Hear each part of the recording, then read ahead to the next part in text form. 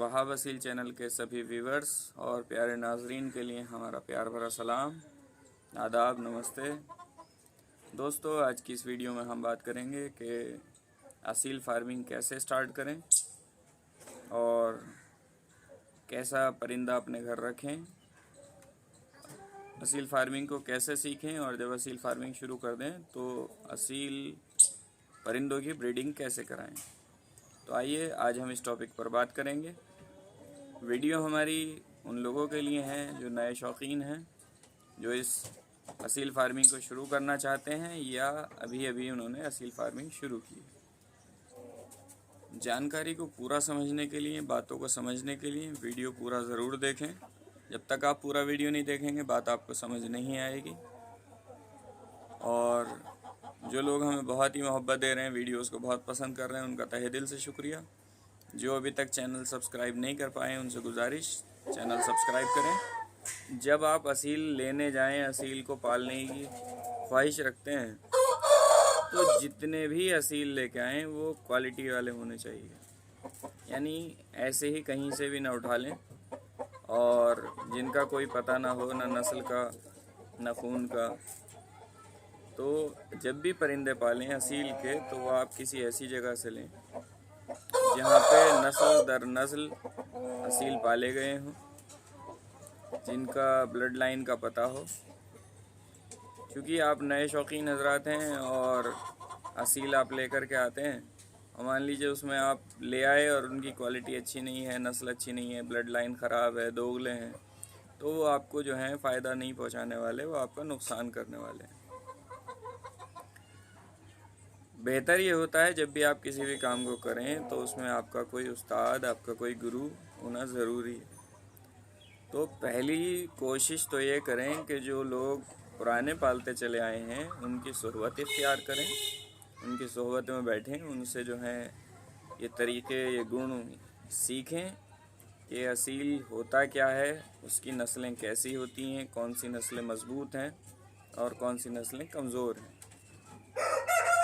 तो इन सब चीज़ों को जब आप अच्छे से समझेंगे तभी आप एक बेहतर असील का जो है इंतखाब कर सकेंगे।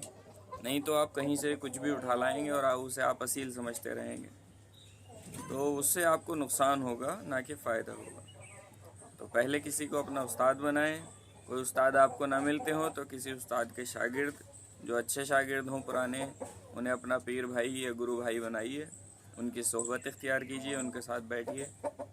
तब आपको ये मालूम होगा कि असील कैसे पाले जाते हैं और इनकी नस्लें कैसी होती हैं। जब आपको उसकी जानकारी हो जाए तब आप असील ख़रीदना शुरू करें।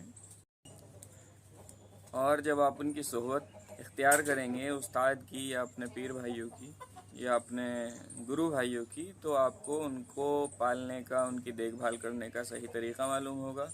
कौन से मौसम में उनको क्या खिलाएं या जो उनमें आने वाली बीमारियां हैं उनकी आपको इल्म हो जाए, नॉलेज हो जाए, तो आपको पता चलेगा कि उनको ट्रीटमेंट कैसे करें। वरना होगा ये कि छोटी सी बीमारी होगी, आप गलत तरीके से इलाज करेंगे और उसमें जो है आपके परिंदे ज़ाया हो जाएंगे।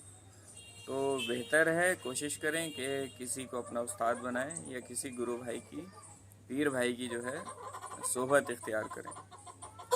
तो ये हरगिज़ ज़रूरी नहीं, मैं फिर कह रहा हूँ, ये हरगिज़ ज़रूरी नहीं कि आप असील पालें तो उसमें भीड़ इकट्ठी करें, 10 मुर्गे ले आए और 10 मुर्गियाँ ले आए, या 5 मुर्गे ले आए, 10 मुर्गियाँ ले आए, मादियाँ ले आए।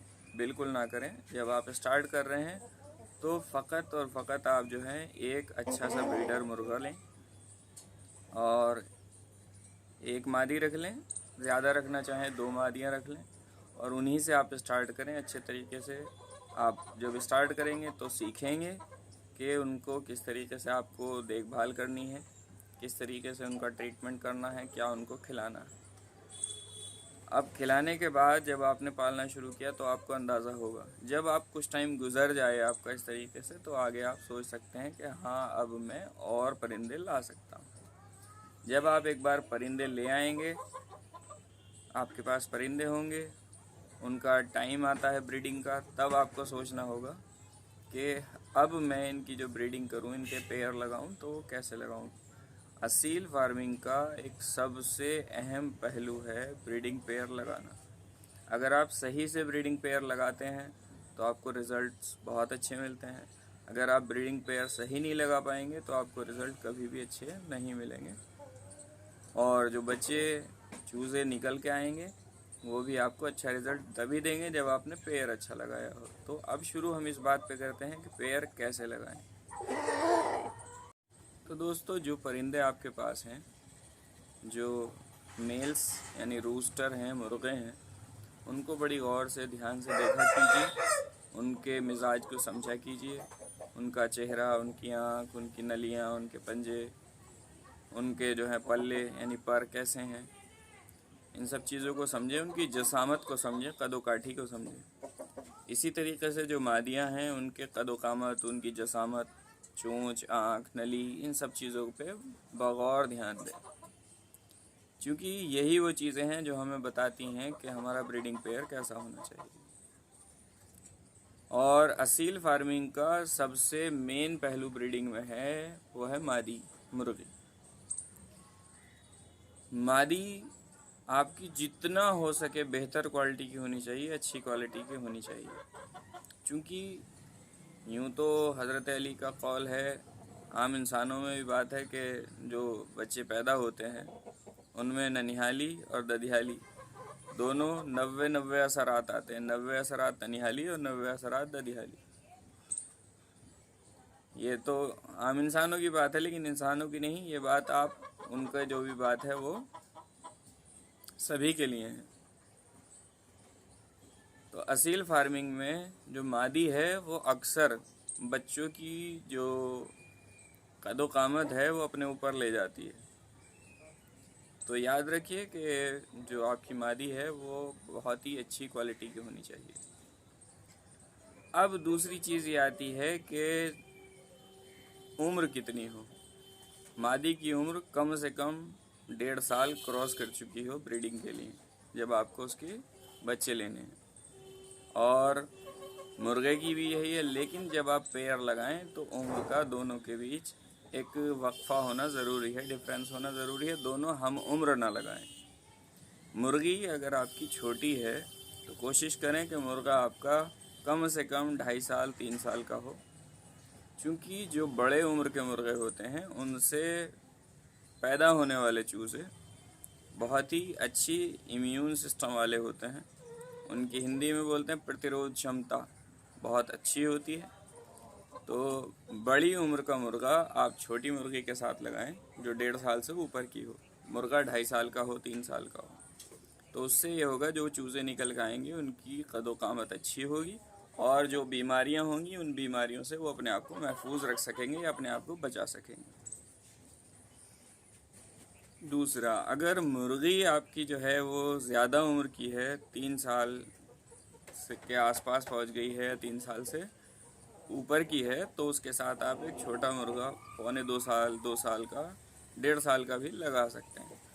तो उसमें यही होगा कि मुर्गी जो है फिर वो अपनी उम्र के हिसाब से, अपनी जसामत के हिसाब से बच्चों को ले जाएगी, ज़्यादा एक्टिव असर होंगे उसके ऊपर।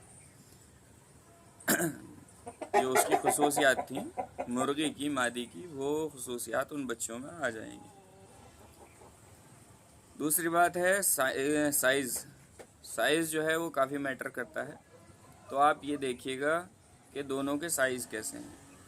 अगर मादी आपकी बहुत ज़्यादा हैवी साइज़ है, बड़े साइज़ की है और बहुत ही अच्छी जसामत की है, तो आप उसके साथ एक ऐसा मुर्गा लगाएं जो दरमियानी हो, ना बहुत हल्का हो और ना ही बहुत ज़्यादा हैवी साइज़ में हो। तो उससे बच्चे जो आएंगे वो भी उन दोनों के बीच में एक दरमियानी जो सूरत होगी वो अख्तियार करेंगे, जिससे कि बच्चे बहुत ज़्यादा अच्छे होंगे।